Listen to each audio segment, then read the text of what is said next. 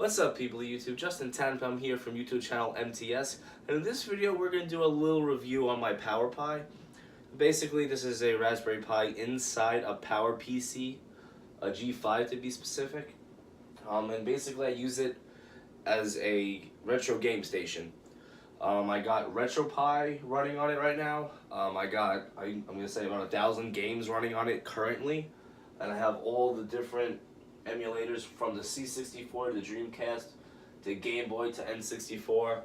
And we're going to actually get in to see the list of games I have. And we're going to also go over the inside of it, what power I'm using, and all that stuff. Now, if you guys follow me on Instagram, or hell, even seen my last video, I have had so many issues with this project from the get-go. When I started this project 7 months ago, this has just been a domino effect of plague to fail from the beginning. You guys know me. Whenever I start a project, I don't normally see it to the end because I'm just prone to being lazy and everything. But this motherfucker, I actually finished. Now, I will say it's only 90% complete, but what an incredible learning experience this has been.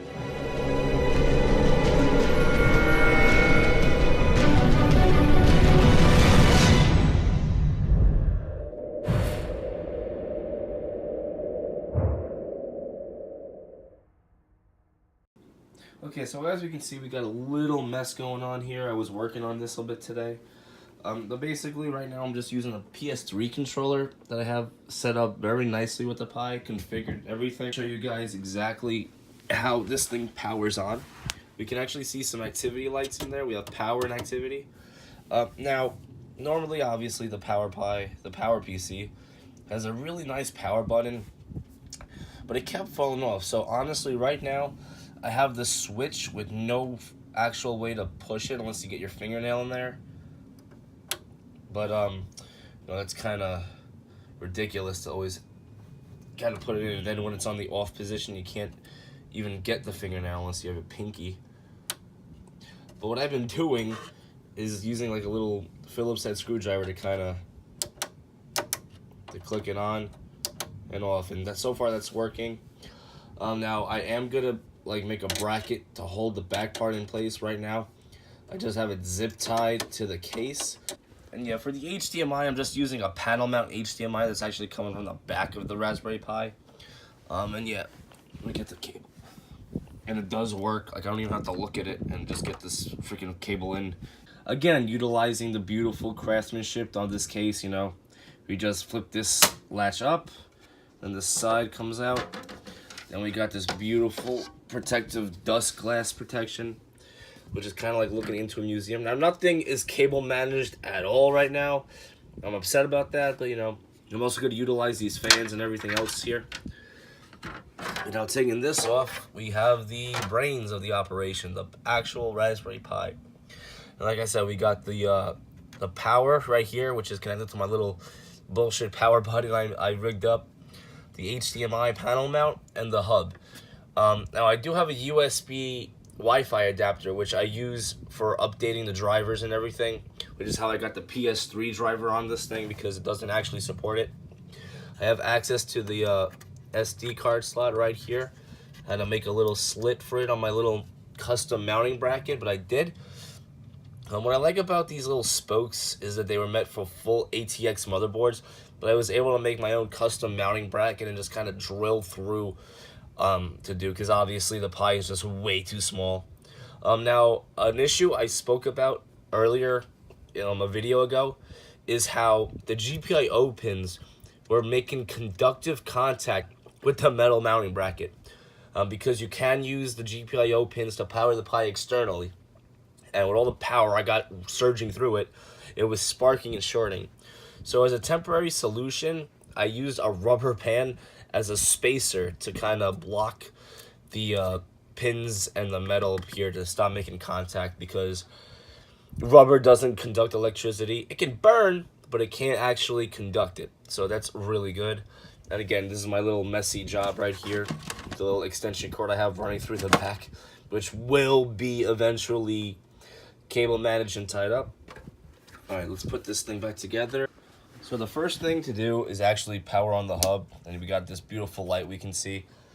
And then get your nail in here or something, and just, yeah, I can't do it with my nail right now. Make sure the HDMI is in. HDMI is not in. So we got to get this guy here.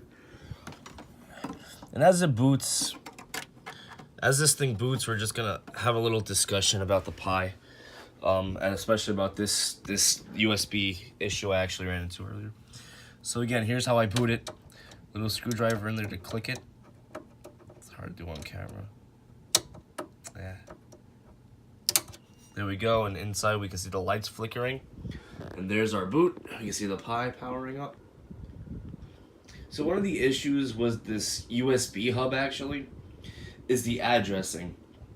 This thing can take up to 8 controllers the way I set it up. But configuring it, like it supports all the drivers now.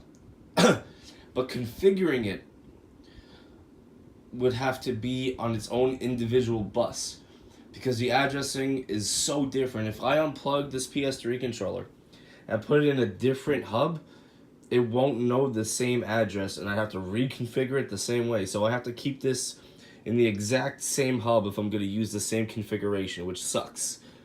So that was actually a really good example of what just happened. I had the PS3 controller inside a different USB hub, and the addressing was all wrong. So I wasn't able to go through the menus like I'm able to do now. So here are the emulators I have. I have the Atari 2600, the Commodore 64, Dreamcast, Game Boy Advance, Game Boy Color, Macintosh. There's 3 fucking main emulators on here. N64,